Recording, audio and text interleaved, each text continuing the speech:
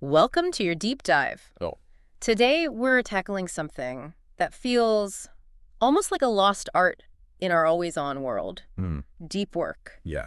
You sent over Cal Newport's book, Deep Work, and honestly, Okay. this book feels like it's cracked the code on not just productivity, Yeah. but on finding real meaning in what we do. It really does. I think the beauty of deep work is in its simplicity. Yeah. It's the ability to focus without distraction Okay. on a cognitively demanding task. So basically giving our full attention to those tasks that really make our brains sweat a little. Yeah. No checking email every 5 seconds, no sneaking peeks at social media, Right. just pure undiluted focus. Pure undiluted focus. But in a world where distractions are constantly vying for our attention, Right. how do we actually achieve this state of deep work? Well, Newport argues that deep work is becoming more valuable than ever, precisely because it's becoming so rare. Okay. In an age of automation and AI, it's this ability to truly focus that allows us to quickly master complex skills Uh-huh. and produce that high-quality work that sets us apart. It makes you wonder if we've almost forgotten how to truly focus deeply. Yeah. I mean, think about it. Open offices, Right. instant messaging, Uh-huh. a culture that glorifies busyness over actual productivity. Right. It's like our environment is actively working against us. It really is. And I think what Newport points out is that we're often rewarded for being constantly available Okay. and responding to emails at lightning speed, even if it means sacrificing the kind of focused work that leads to real breakthroughs. Right. It's almost like we've become addicted to the shallow end of the pool. But what I find really fascinating is Newport's argument that deep work isn't just about productivity. It's also about finding real meaning in what we do. It almost sounds counterintuitive. Yeah. Wouldn't intense focus be draining? You'd think so, wouldn't you? Right. But Newport actually makes a compelling case for deep work being deeply satisfying. He dives into everything from neurology to philosophy to highlight this link. So how does he connect deep work to meaning? What's the secret sauce? Well, think about the concept of flow. You know, Yeah. that state where you're so engrossed in an activity Yeah. that you completely lose track of time. Uh-huh. It turns out deep work is the pathway to achieving this flow state. And flow, as it happens, is a key ingredient in happiness. So it's not just about powering through tasks. It's about tapping into that state of complete absorption where we're fully present and engaged with the work itself. Yeah. That definitely resonates with me. Exactly. When we dedicate our full attention to something challenging and meaningful, it creates a sense of purpose and satisfaction that's hard to find elsewhere. It's almost like we're tapping into a deeper part of ourselves. Okay. I'm sold on the idea of deep work. Okay.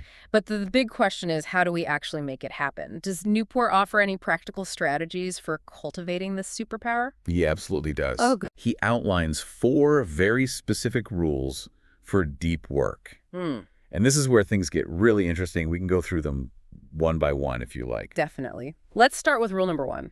What's the first step to unlocking this deep work magic? The first rule is deceptively simple. Work deeply. It's all about creating the right environment and establishing rituals to minimize willpower depletion and make deep work a habit. So it's not just about sitting down and forcing ourselves to focus. Right. It's about setting ourselves up for success by designing our environment and routines in a way that supports deep work. Precisely. One of Newport's key suggestions is choosing what he calls a depth philosophy Oh, that fits your personal work style. a depth philosophy. Now that sounds intriguing. Yeah. Tell me more about these philosophies. Well, imagine, for instance, the monastic approach. Okay. This is for those who thrive on complete isolation. Think of writers who retreat to secluded cabins, or entrepreneurs who lock themselves away in their home offices for days on end to eliminate all distractions. Okay, I can see how that level of isolation could be incredibly powerful for some people, but it also sounds a bit, Yeah. well, extreme. Are there other approaches that might be a bit more accessible for the average person? Absolutely. The bimodal approach is a bit more flexible. Okay. This involves dedicating specific blocks of time in your schedule for deep work, Okay. then handling more shallow tasks later in the day. So it's like finding that deep work rhythm that matches your personal style and schedule. It's almost like building a deep work muscle. You wouldn't expect to run a marathon on your first day of training. That's a great analogy. Right. And just like with physical training, there are specific techniques we can use to make deep work more achievable. Okay. Newport talks about setting up a dedicated workspace, having a no internet rule during deep work sessions, and even using visual cues like progress trackers to stay motivated. Those sound like really practical tips. But what about those moments when we inevitably get distracted or feel our attention waning? Any advice on how to handle those inevitable dips in focus? That's a great question. And this actually leads us perfectly into Newport's second rule. So Newport's second rule might sound a bit counterintuitive. It's embrace boredom. Embrace boredom. But isn't deep work all about being completely focused and engaged?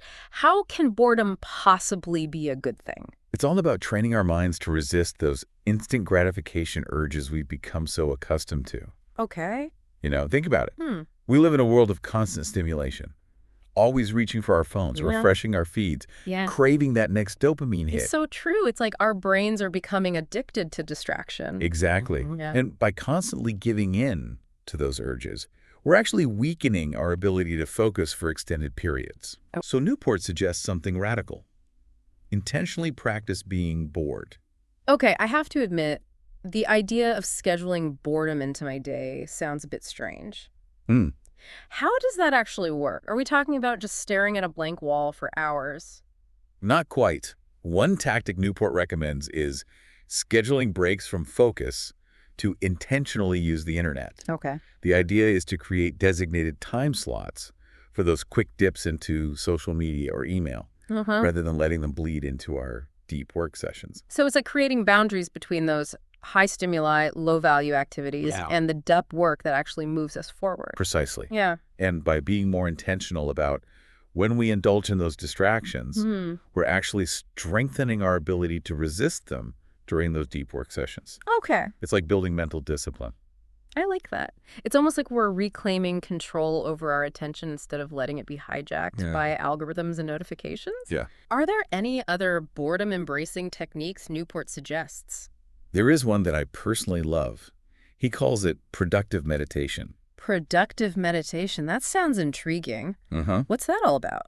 It's the idea of using those times when you're physically occupied but not mentally engaged. Okay. Like walking or jogging, to focus your attention on a single, well-defined work problem. So instead of letting our minds wander aimlessly during our walks, we're actually using that time to work through a problem or brainstorm a new idea. I love that. It's a great way to tap into the power of our subconscious minds. Newport suggests planning for at least 2 to 3 sessions per week. And he even says you can schedule these during your workday. Oh, wow. If you're stuck on a particular problem. Okay, I'm definitely going to try that. But this next rule, I have to say it's a bit daunting. Newport suggests quitting social media altogether. I know, it sounds extreme, especially in today's world. But it's not about becoming a recluse or disconnecting from everything. Okay. It's about recognizing the addictive nature of social media and how it fragments our attention, making deep work nearly impossible. That's a really good point. I think we often underestimate how much those endless scrolling sessions and notifications actually drain our mental energy and pull us away from the things that truly matter. Right. It's all about being more mindful and intentional about how we're using our time and attention. So how do we know if social media is truly a problem for us? Do we just go cold turkey and see what happens? Newport has a suggestion for that. He calls it the 30-day social media sabbatical. Okay. Take a full month off all social media platforms and see how you feel. Okay. If you don't genuinely miss it after that time, maybe it's time to consider breaking up for good. It's like hitting that reset button on our attention spans and reclaiming those precious mental resources that social media tends to gobble up. Exactly. It's about taking back control. Okay. Now on to the last rule. And perhaps one of the most challenging. Draining the shallows. I'm all ears. What does draining the shallows actually entail? This rule is about becoming ruthlessly intentional with our time and minimizing those shallow tasks that don't require intense focus. Okay. Those things that are easily replicated and don't really move the needle forward. You're talking about things like responding to every email, attending unnecessary meetings, or doing mindless administrative tasks. All those things that tend to fill up our days but don't actually contribute to our most meaningful goals. Exactly. Yeah. And for this, Newport has a somewhat radical suggestion. He advocates scheduling every minute of your day. Every minute? That sounds intense. Yeah. How can anyone realistically plan out the entire day down to the minute? He uses a technique called time blocking, which involves dividing your day into chunks of time and assigning specific tasks to each block. So it's like creating a roadmap for our day, ensuring that those deep work sessions actually happen instead of getting squeezed out by all the shallow stuff. Precisely. By being proactive about how we spend our time, we create space for the work that truly matters. I can definitely see the value in that, but I have to admit the idea of scheduling every minute of my day feels a bit overwhelming. Yeah. Any tips for making time blocking actually work in the real world? Well, Newport emphasizes that the goal isn't necessarily to adhere to the schedule perfectly. Okay. Life happens. Things come up. So it's more about having a plan than sticking to it rigidly. Right. Okay. And if you're not sure how long a task will take, he suggests using overflow blocks. Okay. Extra chunks of time that can be used to either finish up the previous task or tackle something non-urgent if you end up with extra time. That's a great tip. It takes the pressure off having to estimate perfectly. Right. It sounds like the key here is to shift our mindset from reactive to proactive, making deep work the central focus of our days rather than something that gets squeezed in whenever we have a spare moment. Exactly. And speaking of proactive, Newport also suggests a fascinating concept called fixed schedule productivity. Fixed schedule productivity? I've never heard of that. Yeah. What's the idea behind that? It's simple but effective. You set a fixed time when your workday ends. Okay. Let's say 5:30 p.m. Okay. Then you work backward, figuring out how to get everything done within those constraints. So it's like giving ourselves a hard deadline, which forces us to be more efficient and ruthless with our time. Precisely. Because when time is limited, you're forced to carefully consider your organizational habits, leading to greater value compared to longer but less organized schedules. It reminds me of the saying, work expands to fill the time available for its completion. By setting those clear boundaries around our work hours, we're essentially forcing ourselves to prioritize and eliminate those less important tasks that tend to clutter up our days. Exactly. Yeah. Newport considers fixed schedule productivity a meta habit, simple to adopt, but broad in its impact. If you're looking for just one thing that can help you prioritize deep work, this one should be high on your list. I like that. It's like a productivity hack that operates on a deeper level, transforming not just our schedules, but our entire approach to work. This is all incredibly insightful. Do you have any other practical tips for eliminating those shallow tasks that tend to creep into our days? Newport has a few more tricks up his sleeve.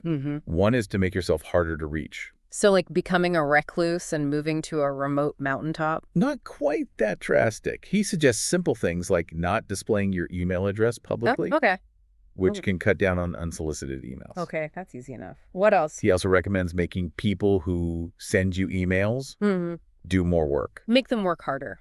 I like the sound of that. But how do we actually do that? You can use sender filters to categorize emails and prioritize those from important contacts. He also suggests putting in a little more effort when you send emails yourself to close the loop faster and prevent those lengthy back and forth exchanges. So if an email requests a meeting, instead of just replying with, yes, I'm available, I could list all the times I'm free to avoid that back and forth dance of finding a time that works for everyone. Exactly. Okay. It might take an extra minute or two up front, but it can save you hours in the long run.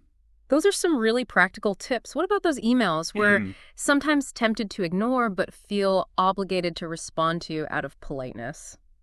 Any advice for handling those? Newport suggests something that may seem a bit controversial. Don't respond to an email request if it doesn't align with your schedule or interests. If it's ambiguous or hard to respond to, or if nothing bad will happen if you don't respond. So basically give ourselves permission to say no to those requests. that don't truly deserve our time and attention. It's about reclaiming our inboxes and using them as tools to support our deep work, not as sources of constant distraction. Exactly. As Tim Ferriss says, develop the habit of letting small, bad things happen. If you don't, you'll never find time for the life-changing big things. That's a great quote. Yeah.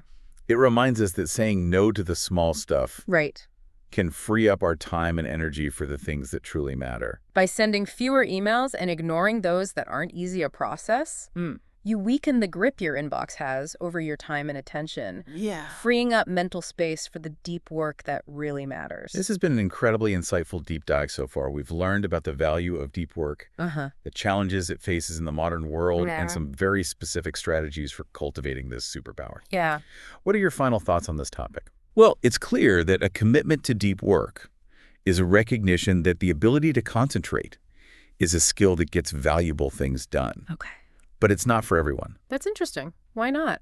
It seems like the benefits are pretty universal. It does require a certain mindset. It takes hard work, discipline, and a willingness to make some pretty drastic changes to your habits. Okay. Many people find comfort in the busyness of rapid email messaging and social media posturing. Yeah. The deep life demands that you leave much of that behind. It's like choosing to step off the treadmill of constant distraction and busyness to pursue a more focused and meaningful path. Exactly. Yeah. And there's also a certain level of unease that surrounds any effort to produce the best things you're capable of producing. Right. It forces you to confront the possibility that your best isn't that good. That can be a scary thought. It's much easier to stay busy with shallow tasks than to risk putting ourselves out there and potentially failing. It's true.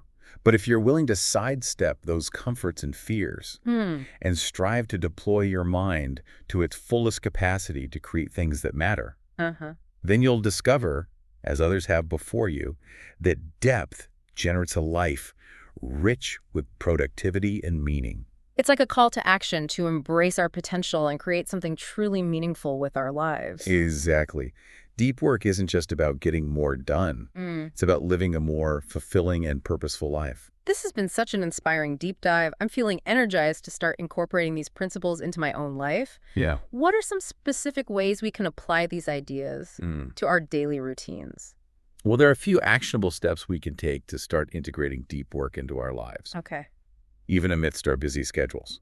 One of the most impactful strategies is to identify your most important professional goals. Got it. And then pinpoint those activities that are most crucial for reaching them. So figure out the 20% of tasks that will give me 80% of the results. Exactly. Okay. Then dedicate specific blocks of time in your schedule to deep work sessions. Okay. Focused solely on those activities. Even if it's just for 30 minutes? Even 30 minutes of uninterrupted focus can make a world of difference. Right. And remember those Roosevelt dashes we talked about earlier? Those short bursts of intense focus can be incredibly effective for tackling those high-priority tasks that tend to get pushed aside. Right, using those short bursts of deep work to power through the tough stuff. Yeah. I'm starting to see how all these strategies work together. But with all this talk about intense focus and productivity, it's easy to forget the importance of downtime. That's such a crucial point. Right. Scheduling breaks throughout the day and making sure we have time to unwind and recharge in the evenings is essential for maintaining our ability to work deeply. It's like giving our brains a chance to catch their breath and reset so we can come back to our work, feeling refreshed and focused. Exactly. And remember, deep work is a skill that takes time and practice to develop. Don't get discouraged if you find it challenging at first. So it's like building a muscle. Yeah. The more we practice, the stronger our focus becomes. That's a great way to put it. Right. Start small, be consistent, Okay. and gradually increase the duration and intensity of your deep work sessions over time. You'll be amazed at how much you can accomplish when you harness the power of deep work. This deep dive has been incredibly valuable. I'm feeling inspired and ready to start implementing these strategies to unlock my own deep work potential. Any final words of wisdom before we wrap up? Just remember that the path to deep work is a journey, not a destination. Okay. There will be days when distractions win and you struggle to focus. Right. That's perfectly normal. So it's about progress, not perfection. Exactly. The key is to keep practicing, Mm-hmm. keep refining your approach, and keep striving to create a life that is rich with meaning and accomplishment. This deep dive has truly been a roadmap to a more focused, productive, and ultimately more fulfilling life. Thank you so much for guiding us through this. I feel like I've gained a whole new perspective on work and productivity. It was my pleasure. And to you listening, Yeah, we hope this has inspired you to embrace the power of deep work and start creating your own path to a more meaningful and productive life. absolutely. And here's one final thought for you to consider. What's one activity you're currently doing that you could transform into a deep work session? Yeah. How would approaching it with that focused intention change the outcome? Until next time, keep diving deep.